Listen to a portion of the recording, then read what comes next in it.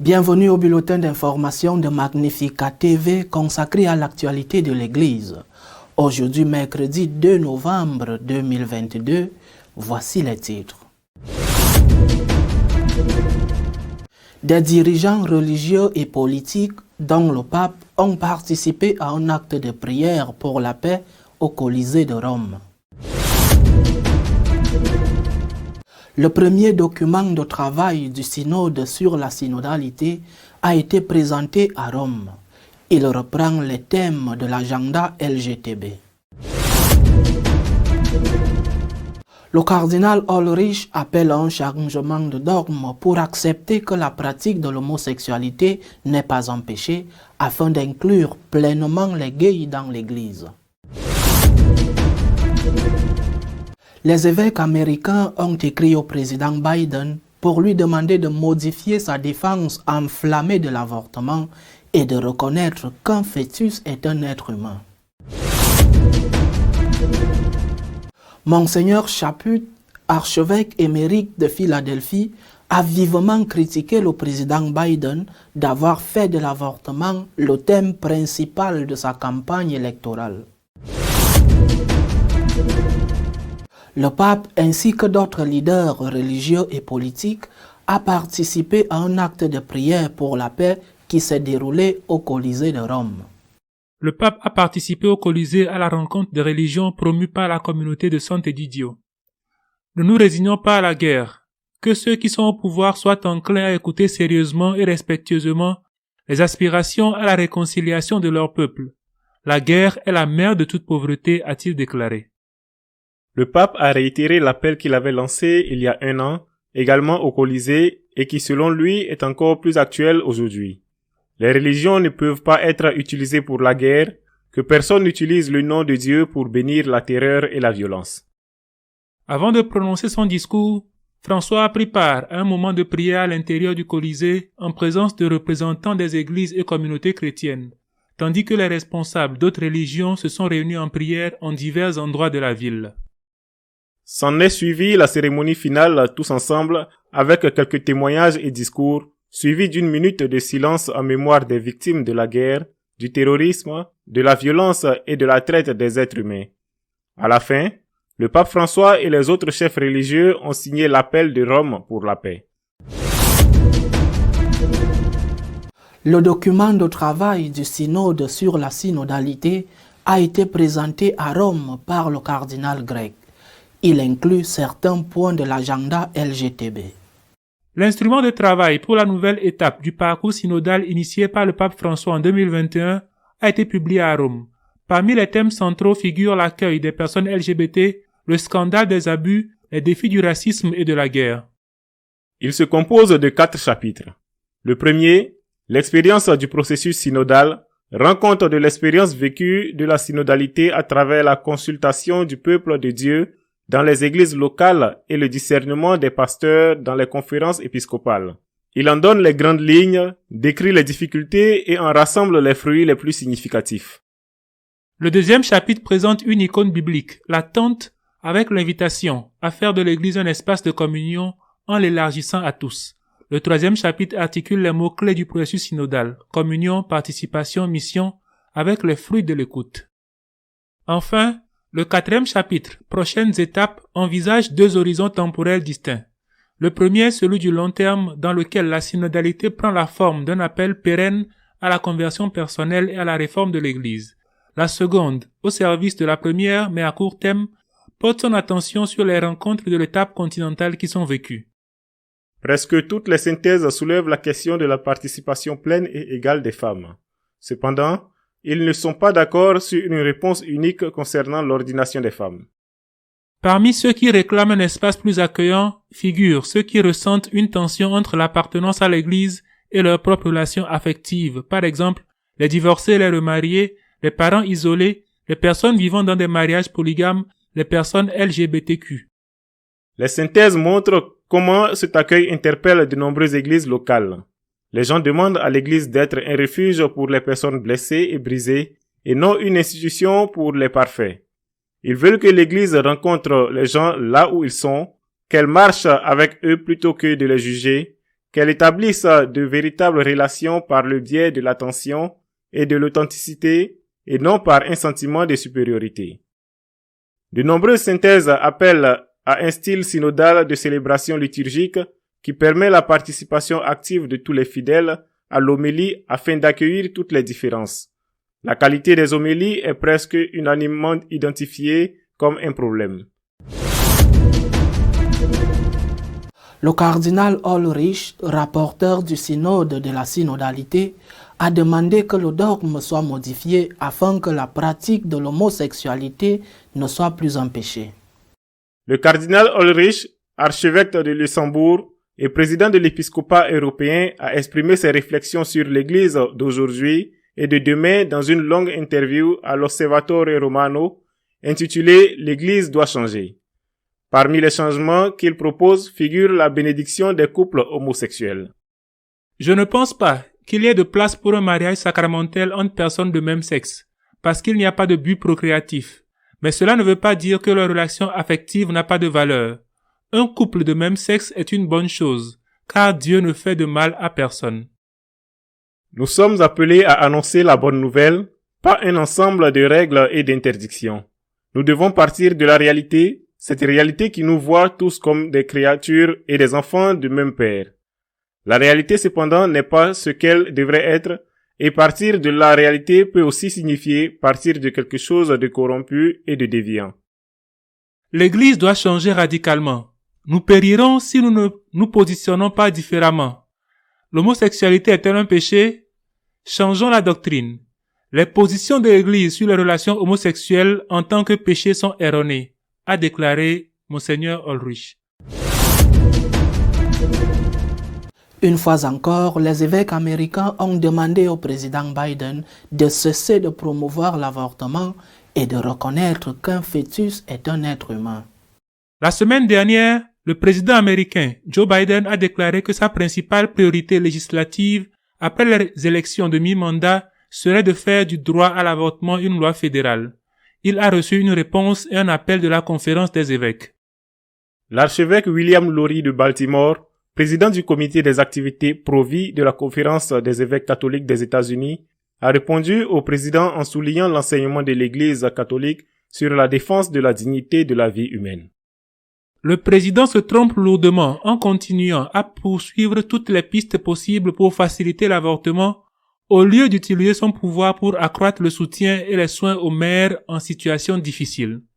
Cet extrémisme doit cesser et nous implorons le président Biden de reconnaître l'humanité des enfants à naître et les soins dont ont besoin les femmes de ce pays. En tant que pasteurs confrontés quotidiennement aux conséquences tragiques de l'avortement, nous savons que l'avortement est un acte violent qui met fin à la vie d'enfants à naître et blesse un nombre incalculable de femmes. L'Église catholique veut continuer à travailler avec notre gouvernement et nos dirigeants pour protéger le droit à la vie de chaque être humain. Monseigneur Chaput, archevêque émérite de Philadelphie, a critiqué le président Biden pour avoir fait du soutien à l'avortement le principal message de sa campagne électorale. L'archevêque émérite de Philadelphie, Monseigneur Chaput, a déclaré que Joe Biden n'est pas en communion avec la foi catholique et que tout prêtre qui donne la communion au président participe à son hypocrisie. S'exprimant lors d'un symposium eucharistique à Arlington, le prélat a également accusé le deuxième président catholique des États-Unis d'apostasie sur la question de l'avortement. Dans son discours, Monseigneur Chaput a parlé des catholiques américains et de leur lutte depuis 200 ans pour s'intégrer dans la culture américaine dominante.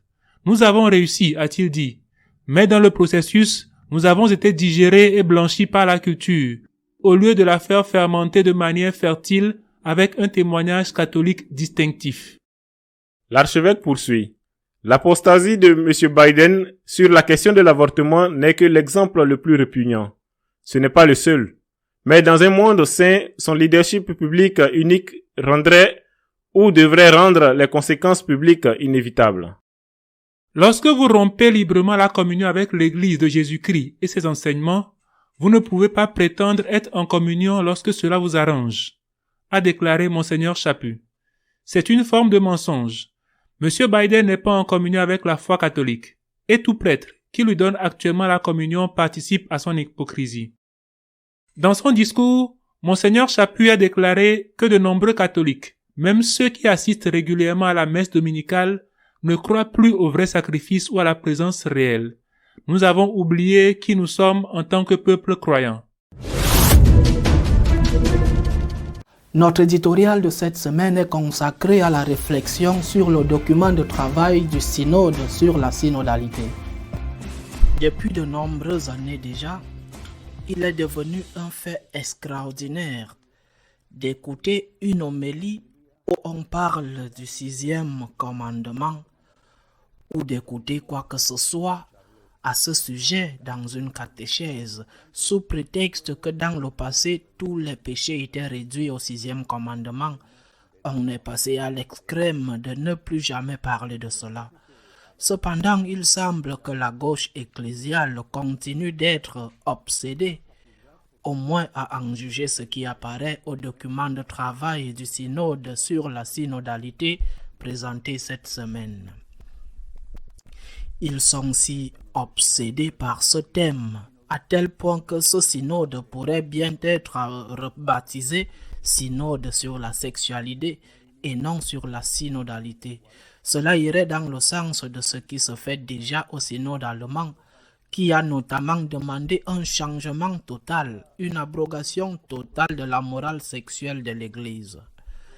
Afin de faire la lumière sur ce qui est demandé, le rapporteur général du synode, l'archevêque jésuite de Luxembourg, le cardinal Ulrich, a publié un article sous forme d'interview dans le journal officiel de l'Église, l'Osservatore Romano, rien de moins. Ulrich est très préoccupé par l'abandon de l'Église par des jeunes, ceux qui pratiquent l'homosexualité, et aussi par ceux qui pensent que la pratique de l'homosexualité n'est pas un péché, avec pour excuse, dit Ulrich, que ces jeunes disent que l'Église n'accepte pas de changements sur la morale sexuelle. Il cite l'exemple d'une jeune femme qui ne va plus à la messe parce qu'une de ses amies lesbiennes voit sa relation rejetée par l'Église. L'amie s'éloigne de l'Église et la jeune fille citée aussi, dit Ulrich. Les jeunes s'en vont de l'Église parce que l'Église ne fait pas de changement sur la morale sexuelle, non seulement sur les relations homosexuelles, mais aussi les relations des couples non mariés. Pour Ulrich, ces changements feront que les jeunes ne s'en aillent pas ou que ceux qui sont déjà partis reviennent à l'Église. Vraiment, quelqu'un qui connaît les jeunes d'aujourd'hui pense que cela arrivera? Possiblement existe un cas, mais pour la majorité, l'opinion de l'Église sur la morale sexuelle ou toute autre chose leur est égale, leur est indifférent. Il faut les connaître pour savoir jusqu'à quel point l'Église a déjà très peu à leur dire. Et ce n'est pas en changeant son éthique qu'on va arriver à leur faire revenir ou qu'ils ne s'en aillent pas. Au contraire. Mais Ulrich a raison, et le document de travail du synode a également raison de dire que l'Église doit être une Église d'accueil. L'Église doit être un hôpital de campagne pour les blessés de la vie et une maison ouverte aux pécheurs, et non un château réservé aux seuls parfaits. Il a raison. Mais en 2000 ans, a-t-on jamais dit le contraire? Peut-être que les hérétiques cathares l'ont dit, mais jamais l'Église. L'Église a toujours accueilli les pécheurs. Si ce n'était pas le cas, qui de nous aurait une place en elle? L'Église a toujours accueilli les pécheurs. Le Christ est venu pour sauver les pécheurs. Le Christ est venu chercher la brebis perdue. L'Église a toujours accueilli les pécheurs, mais pas le péché. Le pécheur, oui, mais pas le péché. Le Seigneur a dit à la femme adultère, après l'avoir sauvée de la lapidation, « Va et ne pêche plus. » Il n'a pas dit, « Ce que tu as fait n'est pas mauvais, continue, mais fais attention. » va et ne pêche plus. L'Église a toujours fait de même, accueillir les pécheurs, mais pas le péché. D'ailleurs, quelqu'un croit-il vraiment qu'ils se contenteront d'accepter que la pratique de l'homosexualité ou les relations sexuelles hors mariage ne soit pas un péché?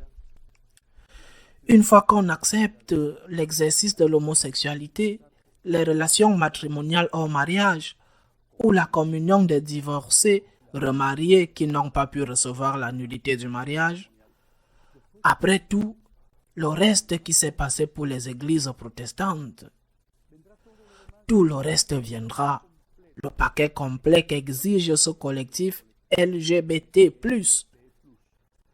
Des réclamations qui sont même rejetées par des féministes. Pourquoi? Parce que si nous ne sommes pas disposés, si nous ne sommes pas prêts à tout accepter, nous ne pouvons pas commencer à céder quelque chose. Sommes-nous prêts à accepter le changement de sexe parce qu'il est considéré comme une question culturelle non liée à la biologie? Sommes-nous prêts à accepter tout ce que le monde trans réclame? Sur ce sujet, tout comme nous devrons accepter le sacerdoce et l'épiscopat féminin, on ne doit pas être ingénieux. Si on accepte le diaconat féminin, on finira par accepter le sacerdoce féminin. C'est évident. Et après l'épiscopat féminin, c'est évident. Et on ne veut pas y arriver. On doit commencer par l'autre bout. Dans le champ de la morale sexuelle, si on n'accepte pas ce que le monde demande, on ne peut pas commencer par un peu. Parce qu'une fois, la porte sera ouverte, tout va entrer, va ou pas. Que nous aimions ou qu'ils aiment ou non. En réalité, comme je ne crois pas qu'ils soient fous, au contraire, je les considère intelligents et très préparés, je dois penser quelque chose encore pire que d'eux. Cette semaine a également vu la publication de la lettre envoyée par Benoît XVI à une université catholique américaine. Le pape émérite y parle du Concile Vatican II dont il a été, d'une manière protagoniste, parce qu'il était théologien assesseur d'un évêque allemand. Et Benoît XVI dit que le thème central du concile s'est converti en la relation de l'Église avec le monde. 60 ans ont passé et je suis sûr que Benoît XVI a raison. Le thème central a été celui-là, la relation de l'Église avec le monde. Je ne crois pas que cela soit le thème central aujourd'hui. Je crois que le thème central aujourd'hui, le thème dont tourne tout le débat, même s'il ne semble pas l'être, est la relation de l'Église avec Dieu. Pourquoi l'Église existe-t-elle? Quelle est sa raison d'être, sa raison d'exister?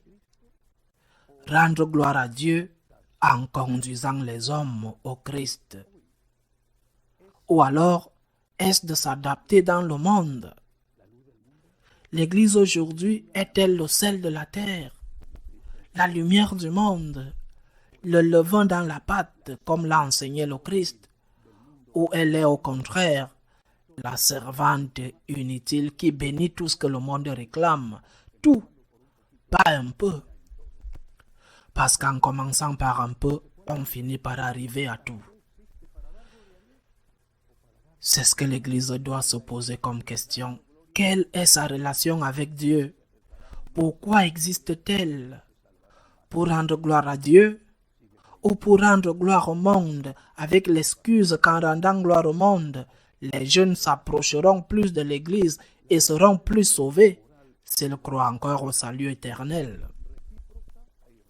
En plus, la relation entre morale et dogme est une relation réciproque et inséparable.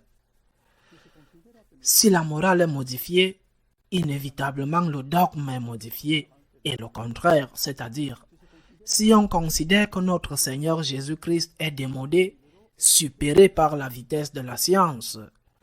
Si on considère que notre Seigneur s'est trompé quand il a considéré l'adultère comme un péché, aussi Saint Paul qui rejette la pratique de l'homosexualité, si on considère ainsi, cela signifie que le Christ n'est plus vu comme Dieu. Comment le Christ peut-il se tromper? S'il est Dieu, comment se trompe-t-il? Que faisons-nous du Christ, de Saint Paul, des Écritures? Je ne parle pas de la tradition de 2000 ans. Que faisons-nous de tout cela? Le mettre de côté, le cacher, voir le Christ comme un simple grand personnage de l'histoire de l'humanité ensemble avec d'autres grands. Dostoïevski disait, si Dieu n'existe pas, tout est permis.